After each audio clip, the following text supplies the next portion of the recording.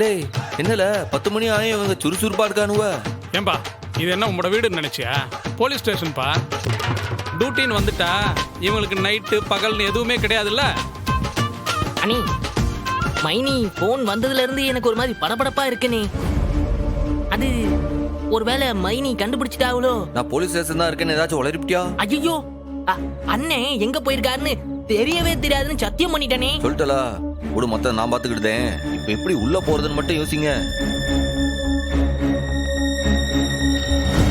ஐயோ அண்ணி வீரா வரானே.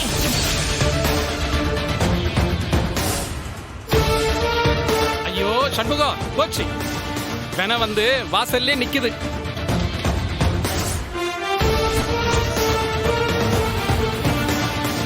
இவ்வளவு தாண்டி எப்படி போறது? இல்லை இப்ப என்ன இந்த கெட்டப்ல உனக்கு அடையாளம் தெரிஞ்சாலே?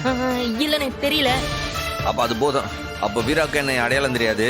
அப்படியே எப்படியாச்சும் உள்ள போயிடுவேன் நான். சரி இப்ப என்ன பண்ண போற? இல்லை நேராவே உள்ள போக வேண்டியதாம்ல. அண்ணே கொஞ்சம் பார்த்து போயிட்டு வானே, மாட்டிக்கிட போறேன். இல்லை திரும்ப திரும்ப அபசகனமா பேசாதல, நான் பாத்துக்கிட்டேன். அப்பனே முருகா, நீதான்ப்பா துணையா இருந்து அந்த ரவுடி பைய ஃபைலை கண்டுபிடிச்சு பத்திரமா வெளியில வரத்துக்கு உதவி செய்யணும்.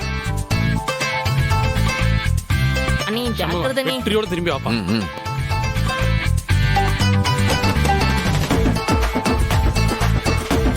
அக்கா நான் இந்த ஃபைல் எல்லாத்தையும் செக் பண்ணிட்டேன். நான் செக் பண்ணிட்டேன்னு சொல்லி சேர் கிட்ட கொடுத்துருங்க. Okay madam. Hello mister.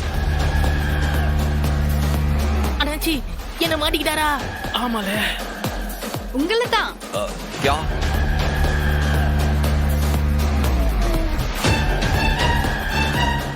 உங்க பேனா கீழே விழுந்துருச்சு.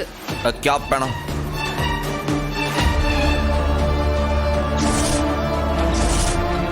உங்க பெண்ணை நீங்க கீழே மிஸ் பண்ணிட்டு போறீங்க. शुक्रिया शुक्रिया.